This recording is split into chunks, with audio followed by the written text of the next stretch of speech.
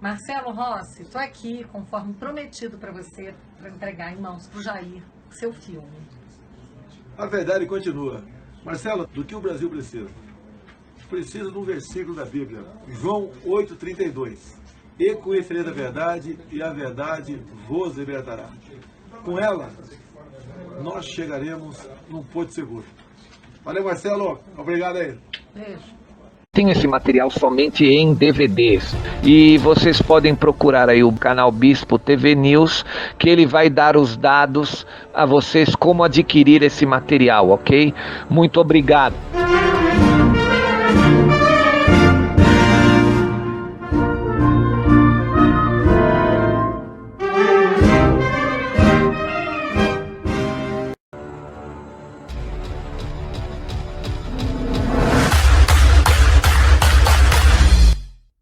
Verifique se está inscrito no canal, deixe o seu like para ganhar relevância e faça os seus comentários.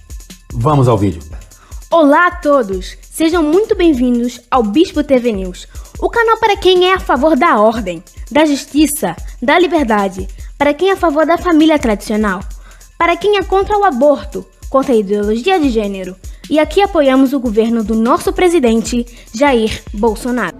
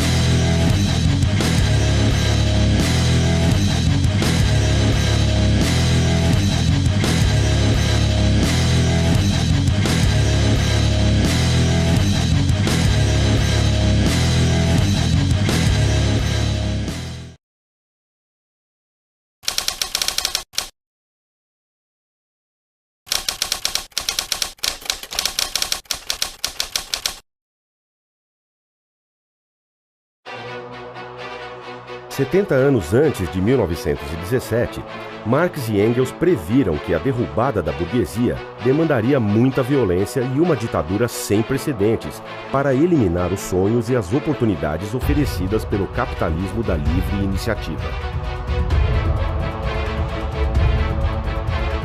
Lenin conduziu esta eliminação, sempre recorrendo ao terror infame e indiscriminado, assim como os socialistas criminosos russos haviam feito antes dele e outros continuariam fazendo após sua morte.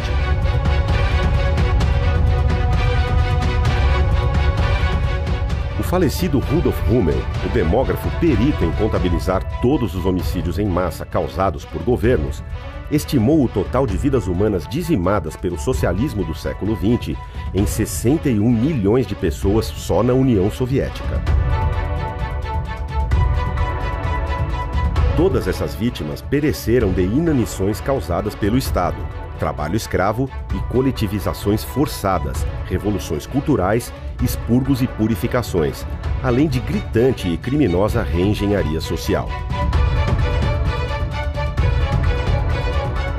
Desde aquela época, absolutamente nada encontra paralelos tão macabros na história humana.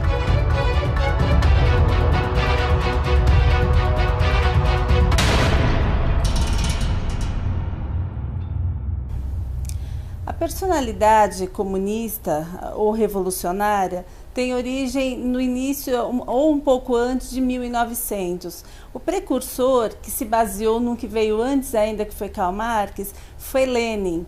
Lenin tinha uma personalidade extremamente cruel, sanguinária e determinada, como todo psicopata.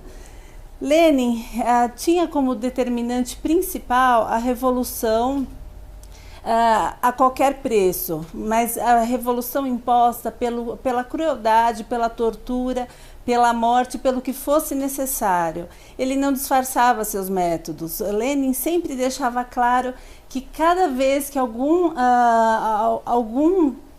dono de terra, algum capitalista se manifestasse contra, ele deveria ser executado, mas não executado de forma discreta. Ele deveria ser executado em público, de forma mais cruel possível e de preferência em grupos.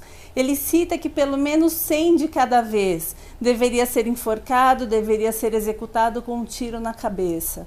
Essa personalidade que tanto fascina, né, os nossos jovens comunistas até hoje, vem de uma coisa muito surpreendente, porque apesar dos métodos cruéis, apesar dos números infinitos de mortos, né, dizem que Lenin chegou a matar 5 milhões de pessoas, mas o porquê desse fascínio? Né? E a personalidade psicopata que se caracteriza pela total falta de empatia, pela total falta de sentimento pela dor do outro, ela traz em momentos de guerra ou em momentos de dificuldades numa nação uma certa liderança, né? Esses psicopatas, de alguma forma, eles exercem uma sedução, eles exercem um poder devido a essa personalidade determinada, né? Tudo que eles querem é o quê? É fazer o seu plano ser realizado a qualquer custo, né? E para os jovens, para os moradores menos informados, isso soa como sedutor, né? Temos um governante que vai lutar por nós a qualquer preço. Puxa, mas esse preço, matar pessoas, matar famílias inteiras pelo simples fato de serem donos de terras, né? E poucas terras, não eram milionários, eram pessoas de classe média, né? Mas qualquer um que fosse enquadrado como capitalista e posteriormente como religioso ou como opositor partidário era executado sumariamente, mesmo que esse não representasse nenhum perigo real, né, para a execução dos planos de Lenin. Então, o simples fato dele desconfiar que aquele grupo pudesse não aceitar suas ideias como verdade absoluta, esses grupos eram executados. Uma das principais formas de morte nessa época era pela fome, né? Então não bastava causar a morte imediata. Colocar essas pessoas em situação de fome absoluta era uma das formas de obter prazer mesmo desses governantes, porque ver a população definhar, impedir a chegada de alimentos, né? Impedir a subsistência desse povo, fazia parte desse movimento de tortura e sofrimento. Então a gente acompanha ao longo do tempo, né, o sofrimento, mas o sofrimento cruel e descarado mesmo, onde eles obtinham prazer pelo terror, né? Lenin sempre deixou muito claro na Revolução Russa, em todo esse movimento, na Revolução Vermelha, como eles dizem, que foi a criação da União Soviética, né? Ele sempre deixou claro: precisamos criar o terror, precisamos deixar claro que ninguém vai sobreviver a menos que esteja ao nosso lado, né? E isso foi sendo criado, veio de uma ideia marxista, mas foi criado, né? Foi sedimentado por Lenin e seguido depois por Trotsky, que foi um grande apoiador dele. Né? Trotsky, para muitos esquerdistas, era um líder perfeito, né? Embora tivesse um papel fraco ali, mas foi o criador da Revolução Bolchevique, foi o criador do Exército Vermelho. Trotsky era uma pessoa assim, com um papel menos importante, não era um líder de fato, era um grande apoiador do líder. Né? Então, o que a gente ouve a esquerda dizendo até hoje, né? Os nossos jovens trotskistas, o que eles falam? Eles falam: puxa, né? Se Trotsky tivesse continuado no poder, a revolução comunista teria dado certo, né? A gente vê essa liderança levando multidões, né? E multidões de apoiadores que apoiam cegamente, que não veem as mortes, não veem o sofrimento e não veem as consequências desse sofrimento todo causado para a população. Le neurodéveloppement en Allemagne donne un exemple saisissant. La politique fondamentale fausse de la direction du prolétariat, assimilation de la démocratie au fascisme, répudiation de la politique de front unique et par suite rénonciation aux soviets. Les grands événements ont vérifié et confirmé notre attitude. Des cadres sérieux sont éduqués. Nous regardons avec confiance dans l'avenir.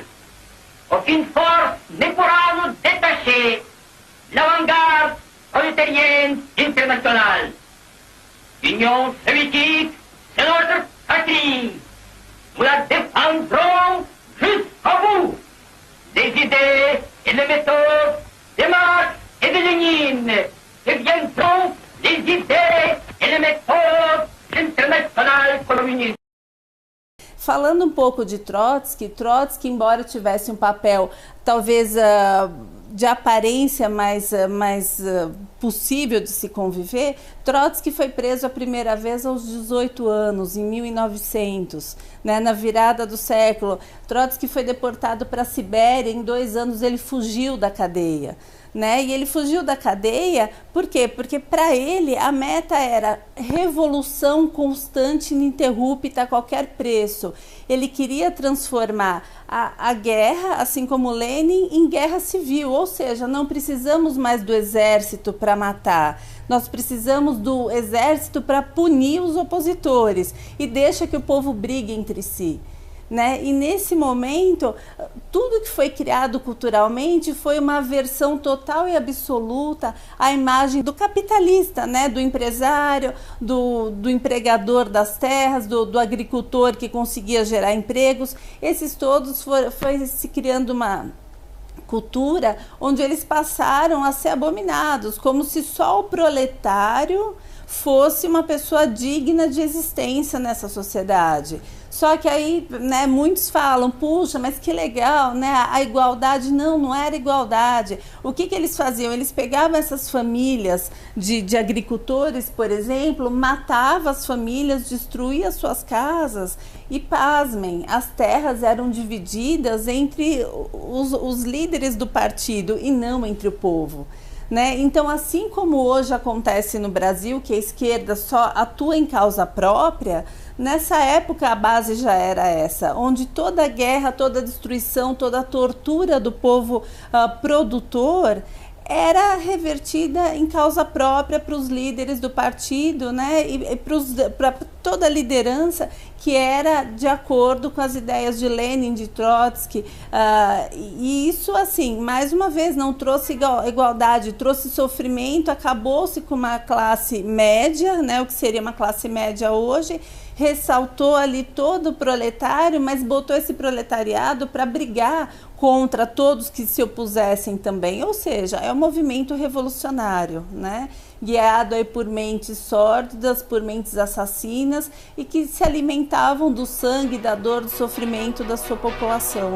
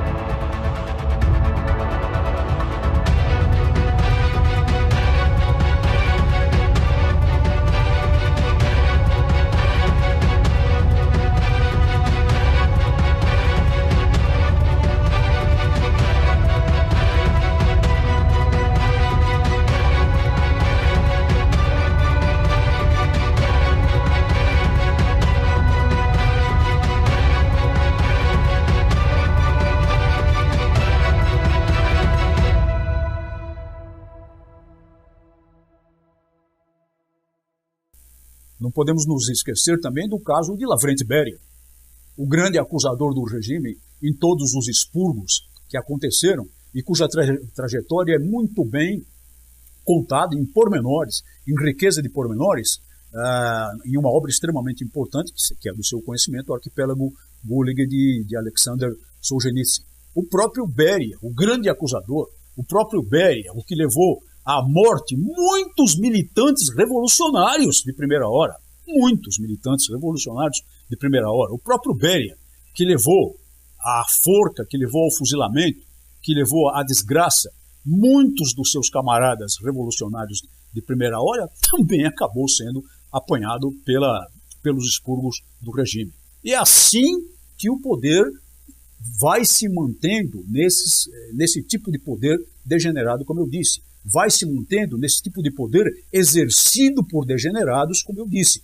Exercido por homens que só sabem de uma coisa, o poder pelo poder, o poder para servir a eles. Evidentemente convencendo as massas da balela que estão atuando e fazendo em nome da solidariedade, em nome da igualdade, em nome da fraternidade, em nome dos pobres, em nome dos oprimidos, que é o modo realmente fácil que funcionou durante décadas e décadas de conquistar o poder e manter esse poder em suas próprias mãos e para seu próprio benefício.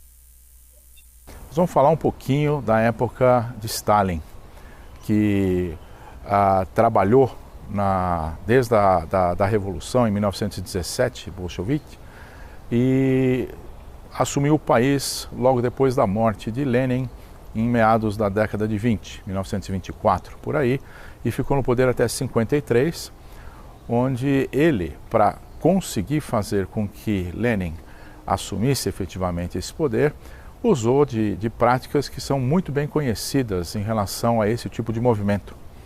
Roubos, sequestros, redes de proteção mafiosas, ou seja, formas de construir uma nação que não tem nenhum contexto ético-moral e que servem para um determinado fim: a tomada total do poder, a tomada total dos recursos. Essas coisas, para nós brasileiros, de alguma forma soa uma campainha aí e nos lembra de coisas que aconteceram lá atrás, né? Bom,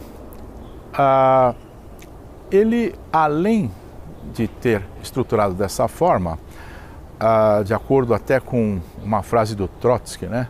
Se tiver que fazer e você tem dúvida de que errou na dose, seja extremo, ou seja, faça o máximo possível, que aí você garante que tudo vai acontecer. E baseado nesse princípio, Stalin partiu porque a gente pode chamar do expurgo, conhecido expurgo, onde eliminou correligionários de partido, oficiais, pessoas e principalmente aqueles que eram contra os trabalhadores da então unificada União Soviética. Isso ocorreu em torno de 1934 a 39, ou seja, o período pré-guerra. E aí que entra talvez a experiência que eu quero colocar adiante a vocês, da minha família, família Chantopoilos, que nessa época vivia na Rússia, em Sochi, especificamente, né? E que demonstra claramente o porquê até hoje eu luto para eliminar qualquer atitude extrema ligada à humanidade. O Grande Expurgo foi uma ação persecutória e extremamente violenta, movida pelo ditador soviético Joseph Stalin contra seus opositores políticos entre os anos de 1934 e 1939. Na luta pela consolidação do poder, Stalin liquidou cerca de 2/3 do quadro do Partido Comunista da União Soviética. Ao menos 5.000 oficiais do exército, todos acima da patente de major, 13 generais de 5 estrelas do Exército Vermelho, criado durante a Revolução Russa por Leon Trotsky, seu dissidente mais conhecido, e inúmeros civis, considerando-os todos inimigos do povo. Dos 139 membros dirigentes do Partido Comunista, 98 deles foram executados. De acordo com os arquivos soviéticos, durante 1937 e 1938, a polícia secreta da NKVD deteve mais de 1.500.000 pessoas, das quais 700.000 foram executadas em uma média de 1.000 execuções por dia. O assassinato de seu rival político e possível sucessor, Sergei Kirov, em 1º de dezembro de 1934, foi o maior pretexto usado por Stalin para iniciar os expurgos sanguinários. Bom, meu nome completo é Stavros Panagiotis Xantopoulos e o meu nome de batismo, Stavros, é exatamente igual ao nome do meu avô. Meu avô, junto com a minha avó, construíram a sua família na Rússia e todos os filhos deles nasceram na Rússia, apesar da família ser de origem grega e todos terem registro grego. Nessa época, o meu avô já constituiu uma família em 1937 com 9 filhos. 8 filhos. Eu coloquei 9 porque incluí ele nessa conta. E o meu pai, que nasceu em 1926, era um garoto de 11 anos de idade quando efetivamente estavam, entre aspas, vivendo o milagre da União Soviética. Era uma família muito pobre, o meu avô era um trabalhador, ele trabalhava com a parte de cortinas, fazia tapetes, fazia enchimentos de sofá, preparava sofás, etc.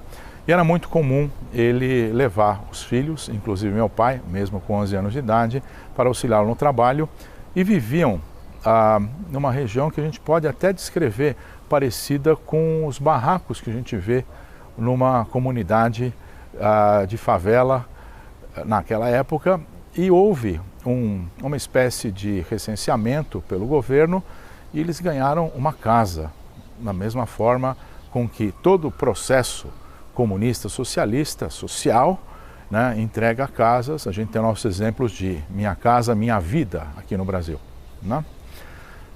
E é interessante que isso foi em 1937.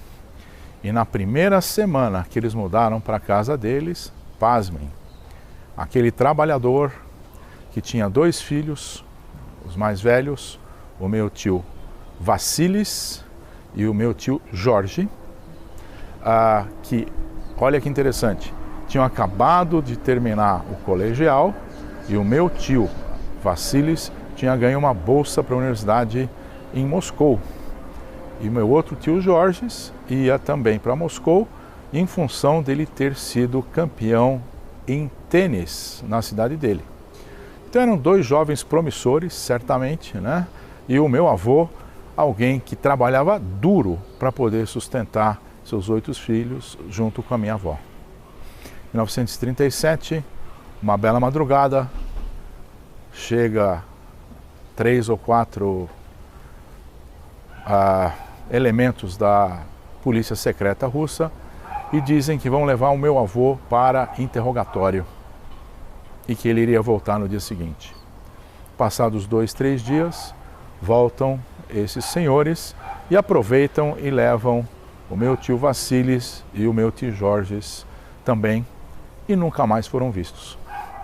Ou seja, é aquele expurgo aleatório de levar as pessoas, a família nunca mais os viu, eles foram levados à Sibéria sem nenhum outro contato, sem nenhum traço deles e certamente dentro daquele 1,5 milhão que é o número oficial que a gente vê nos livros de pessoas que foram expurgadas, 600, 700 mil foram mortas imediatamente, ou eles fizeram parte desses mortos imediatos ou acabaram morrendo na Sibéria pelas condições as quais eles vivenciaram lá, com certeza. Então veja você o impacto que isso tem em prol a quê? E é interessante porque muita gente tem esse tipo de cara como líder carismático, como ídolo, etc. E se isso estiver lembrando alguma coisa a vocês, é exatamente isso que eu estou fazendo aqui hoje, ok?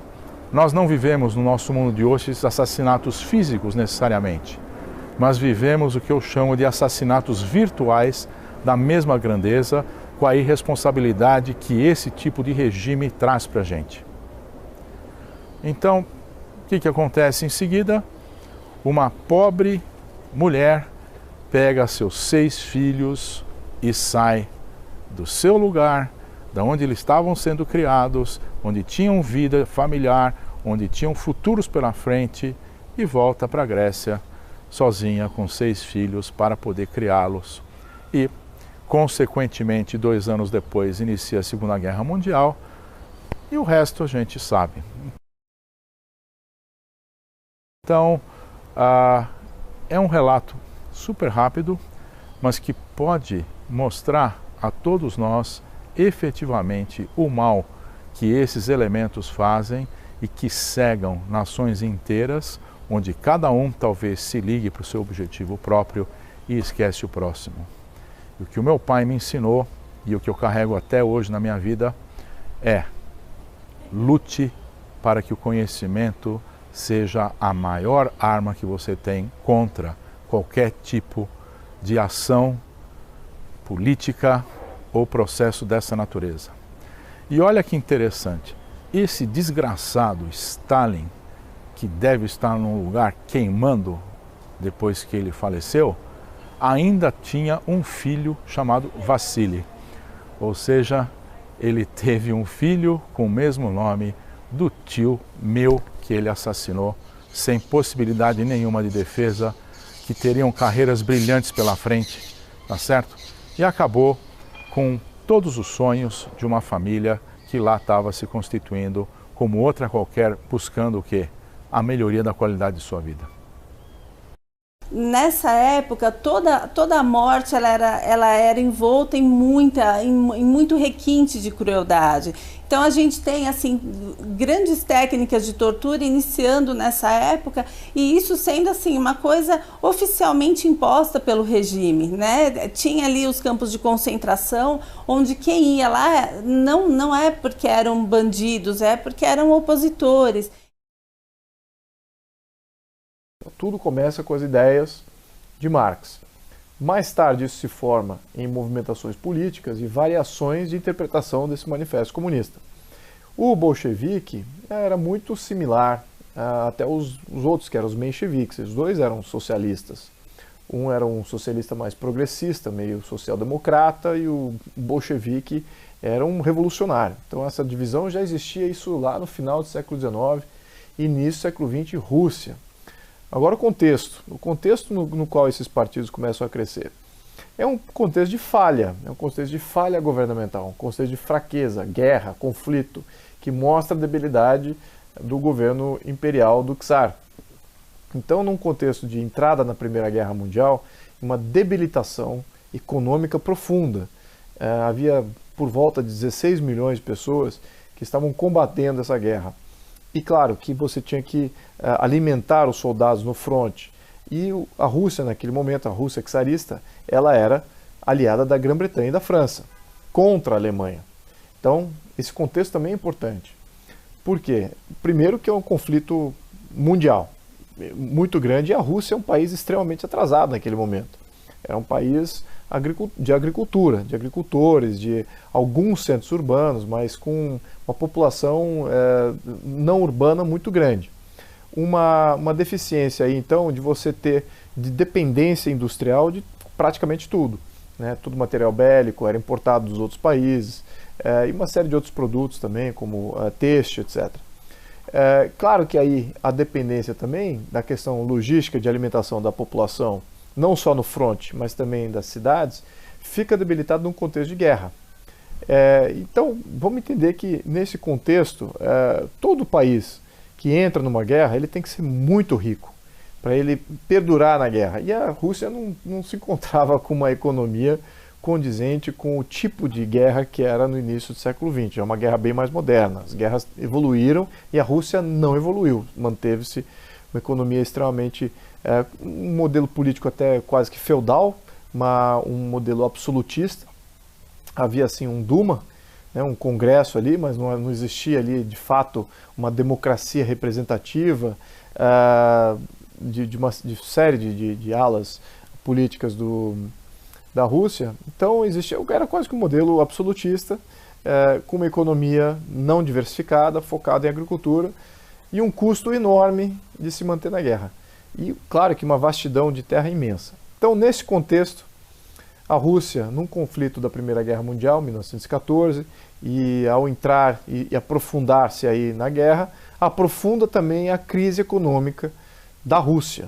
Então, a capacidade do governo de alimentar a sua população começa a ficar mais debilitada. E é exatamente aí, nesse momento, que crescem esses movimentos revolucionários, né? Então, o cume desse movimento revolucionário, em 1917, você tem em duas etapas. Os bolcheviques sobem no poder em duas etapas.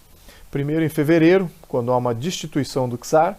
Aí não foram os bolcheviques que fizeram a destituição do czar, é bem deixar isso bem claro. Foram os mencheviques, foram os outros facções liberais também, liberal, social-democratas, que tiraram o czar do poder. Os bolcheviques aí entram. Lenin estava na Suíça, ele volta para a Rússia, claro que ele volta com um dote de quem? Dos alemães, que estavam em guerra com ele. Aí volta ao contexto alemão, porque é importante. O alemão queria apaziguar aquele fronte, então o alemão sim financia um regresso de Lenin, um fomento aí de uma tomada política mais agressiva, revolucionária, e qual que era o problema também? Quem tirou o czar do poder, eles não queriam o fim da guerra, eles queriam ainda se manter na guerra e queriam se manter ainda aliados da França e da Alemanha. Tem esse contexto aí que é muito importante. Então Lenin vai quase que a mando dos alemães, como um infiltrado alemão, fomentar uma revolução marxista, né, nos moldes do Manifesto Comunista de 50 anos atrás, com várias diferenças, é claro, com vários ajustes ali para o contexto de 1917. E ele fomenta aí todo esse movimento revolucionário e uma destituição do governo que existia para o governo bolchevique. E aí sim eles assumem poder e nunca mais largam o poder até 1989, com a queda do Muro de Berlim. Então essa que é a realidade do bolchevismo. Foi a instauração de uma ditadura de longo prazo, num processo revolucionário, quase bélico, intrapartidário ali. E claro que não podemos dizer que existia ali naquele momento um partido conservador per se que estava ali protegendo o antigo regime, que fizesse um fronte capaz de combater essas novas ideias que estavam se apresentando no contexto político russo.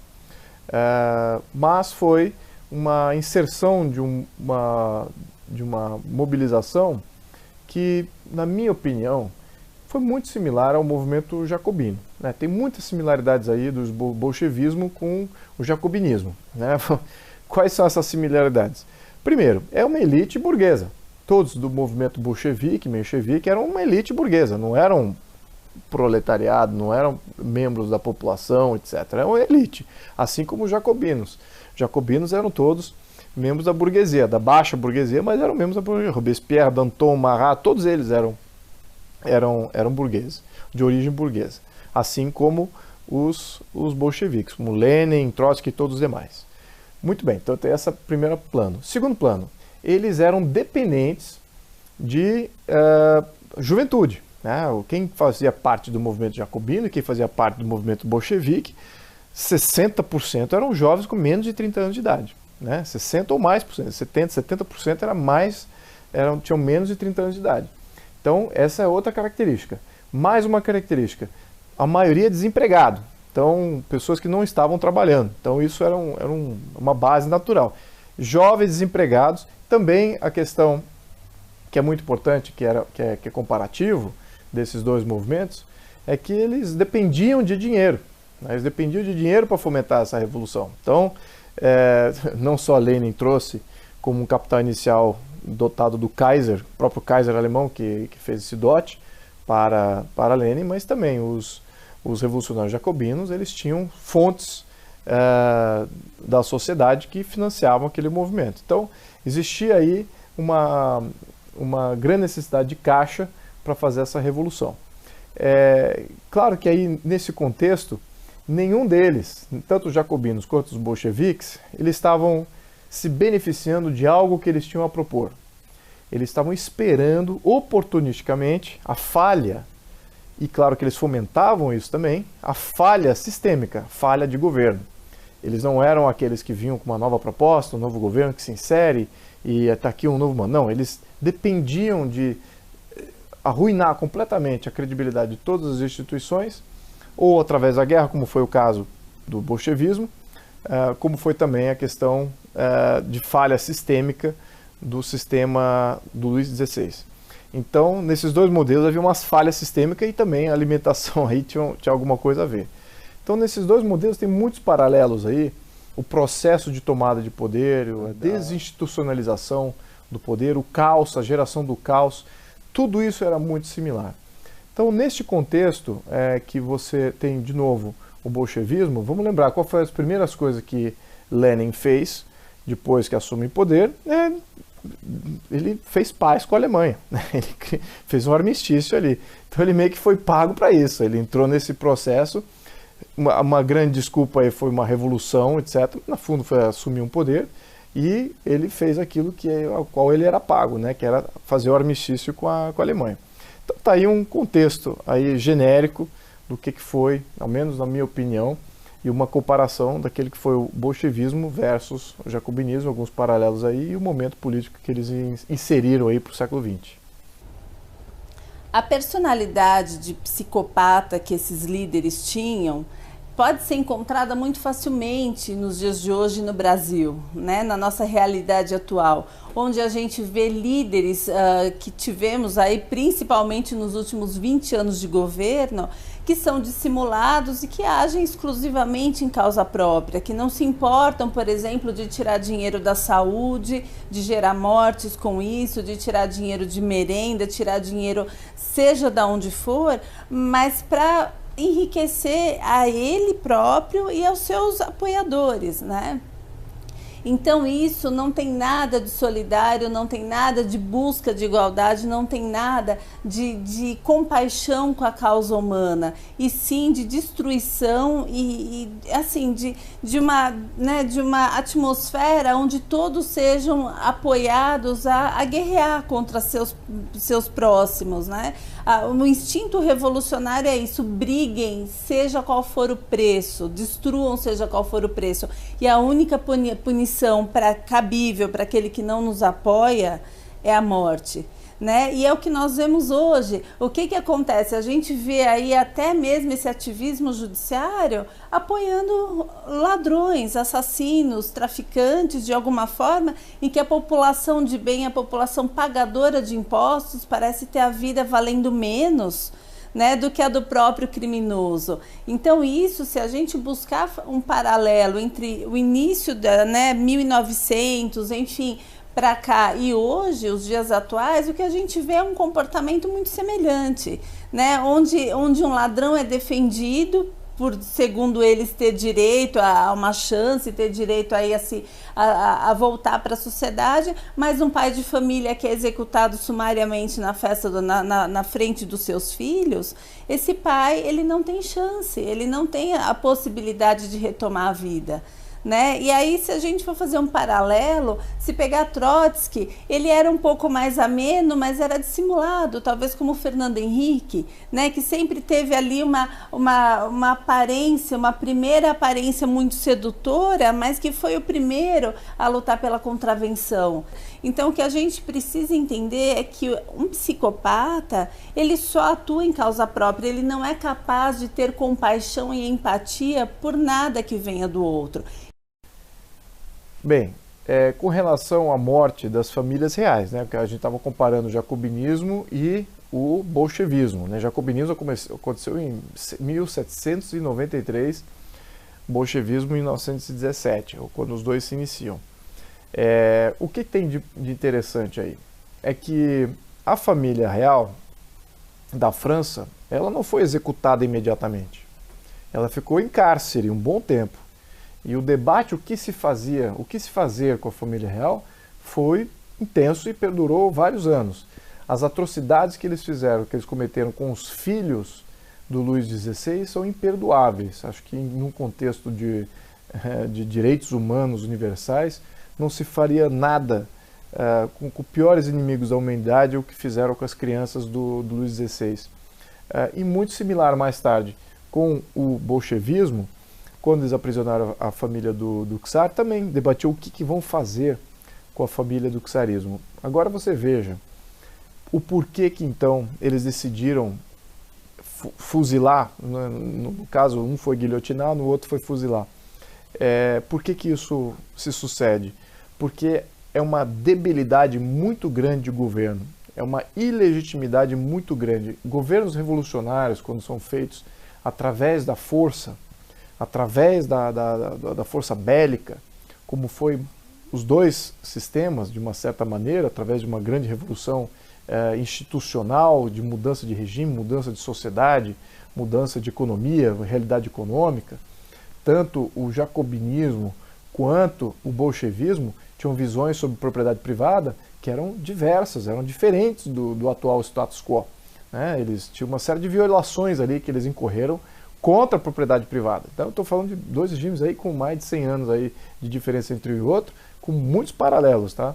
E com relação ao tratamento da família real daquele momento, aí sim tem muita similaridade, porque o medo que eles tinham de uma ressurgência era patente, por causa da falta de legitimidade do governo instituído e a maneira como ele foi instituído, de uma maneira revolucionária. Então a maneira revolucionária não instiga e não fomenta a legitimidade do regime. Isso podemos ver aí algumas revoluções que deram certo, revoluções republicanas, por exemplo, a Revolução Norte-Americana. Essa deu certo.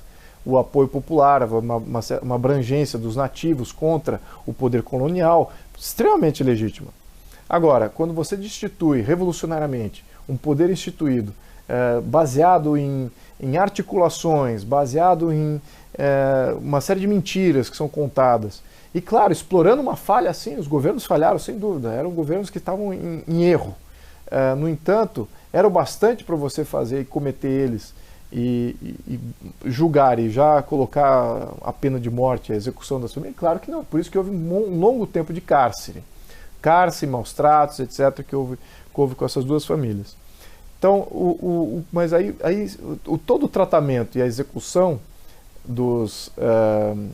da família advém do fato de que a ilegitimidade era muito grande, o medo de uma ressurgência era muito grande, então tinham que eliminar essa possibilidade de uma ressurgência no futuro. Ia voltar com uma legitimidade ainda mais forte. No caso da França, teve mais, por acaso aconteceu exatamente isso. Né? Vamos lembrar, e acho que aí que é o medo também que fomentou nos bolcheviques. Olha o que aconteceu na França, o pessoal esquece da história francesa. Depois do período de terror dos jacobinos, surge Napoleão Bonaparte. Até aí tudo bem, todo mundo conhece a história. E depois de Napoleão Bonaparte, o que acontece? Tem uma ressurgência de uma monarquia, tem um resgate monárquico na França, logo após Napoleão Bonaparte, depois dele ter ido em cárcere. Isso é um fato. E os bolcheviques estavam olhando isso no passado e falaram, poxa, tem um perigo aqui. Então, imagino que a perseguição dos bolcheviques contra os Romanov para aniquilar qualquer chance de uma restauração monárquica tinha que ser total.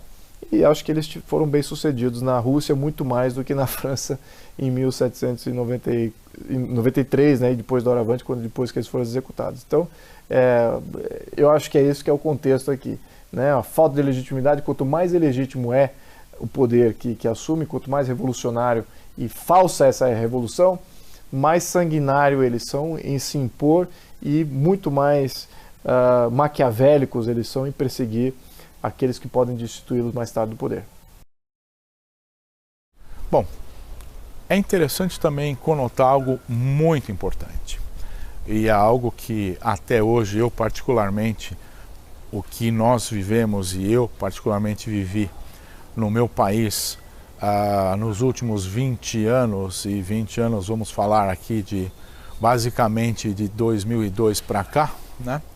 Sem levar em consideração o período de preparação para tudo isso feito pelo período antecessor, né?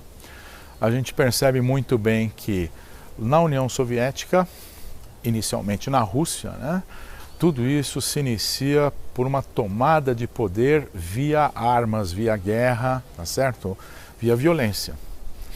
E depois eles percebem que existe uma estratégia de manipulação mental muito forte, onde você trabalha dentro do contexto de Gramsci, que faz com que você monte todo o seu aparato em cima de um tabuleiro, que faz com que você, através de um processo, por meio de ações, né, e através de processos de divisão, você de forma sorrateira, tranquila, vai construindo essa captação desse processo maléfico que cria tudo menos desenvolvimento. Cria centralização de poder, não tem nada associado à motivação própria de vida, tá certo? Não privilegia aqueles que têm talento necessariamente e assim sucessivamente. Então é interessante conotar que houve um processo que percebeu-se que não há necessidade das armas. A maior arma é você usar processos que lavam literalmente o cérebro das pessoas e fazem com que você crie ódio entre grupos, desviando a característica de atenção e permitindo que você tome o poder sem necessariamente dar um tiro sequer, ou se tiver dar alguns tiros, você escolhe seus alvos e elimina aqueles que efetivamente podem atrapalhar o seu processo. A gente também percebeu vários movimentos dessa natureza aqui e tivemos algumas mortes durante esse processo de 3, 4, 5 pessoas no Brasil que talvez iriam atrapalhar o processo. Graças a Deus acordamos para isso, não estamos livres disso ainda, mas eu tenho muita fé que iniciou-se um processo que a gente vai poder trabalhar e erradicar isso, e espero de uma forma que consigamos atingir a massa no sentido deles perceberem que há vida longe de Bolsas Famílias, de camiseta de candidatos, de promessas não cumpridas, tá certo? De projetos cujo valor aplicado no projeto é 10, 15% e o resto é desviado para fins ideológicos e de poder de poucos. Óbvio que num regime democrático que venha a ser talvez a melhor forma de constituir um processo de condução de uma nação, a gente também tem que tomar muito cuidado para que esse regime tenha processos que possam fazer com que quem está no poder faça com que haja movimentos, programas, o que quer que seja, sociais, para promover cada vez mais a educação e o conhecimento da população, para que as pessoas percebam aquilo que efetivamente traz qualidade de vida para elas. Então, essa talvez seja a melhor arma natural para expurgar a possibilidade de infiltração desse tipo de radicalização. Por outro lado, dentro do contexto democrático, você tem que estar muito consciente de como eles agem para assumir o poder e fazer de tudo, dada o conhecimento e a inteligência aplicada a isso, para que isso não ocorra. Porque não existe exemplo nenhum da face da terra de comunismo, socialismo, qualquer que seja a forma com que ele é implementado, que traga algum tipo de benefício ou sucesso a uma nação.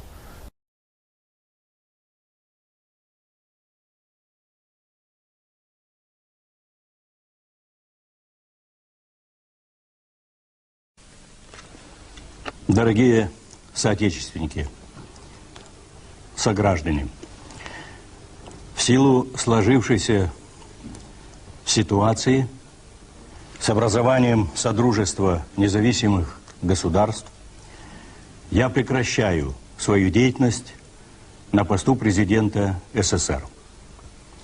Принимаю это решение по принципиальным соображениям. Я твердо выступал за самостоятельность, независимость народов, за суверенитет республик. но одновременно и за сохранение союзного государства, целостности страны. События пошли по другому пути. Возобладала линия на расчленение страны и разъединение государства, с чем я не могу согласиться. И после Алматинской встречи и принятых там решений моя позиция на этот счет не изменилась. Кроме того, убежден, что решения подобного масштаба должны были бы приниматься на основе народного volizivlenia. Em dezembro de 1991, após 74 anos de causa e crimes, além de muita destruição e miséria, a Revolução Bolchevique fracassou e finalmente foi oficialmente abolida. O maior país da Terra, repleto de abundantes recursos naturais de todos os tipos, não conseguia mais nem sequer cumprir suas metas de prover as necessidades básicas de seus cidadãos. Sem nenhuma propriedade privada sobre os meios de produção e sem uma economia de mercado, há um ditado russo que diz: "A única lição da história é que não aprendemos nada com a história." Para um enorme número de pessoas ignorantes, o socialismo ainda é uma aspiração contínua, mas sabemos que se trata de um regime criminoso, genocida e que só vem causando tragédia, morte e fracasso ao redor de seus mais de 100 anos.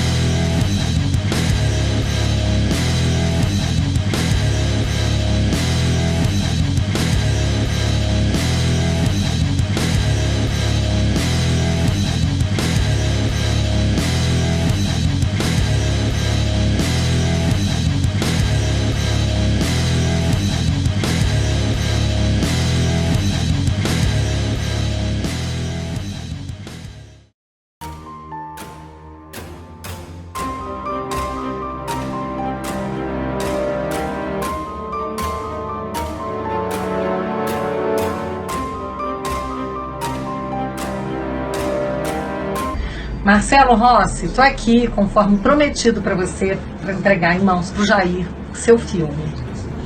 A verdade continua. Marcelo, eu tenho usado muito nas minhas andanças pelo Brasil do que o Brasil precisa. Precisa de um versículo da Bíblia, João 8,32. E conhecereis a verdade, e a verdade vos libertará. Com ela, nós chegaremos num porto seguro. Valeu, Marcelo. Obrigado aí. Beijo.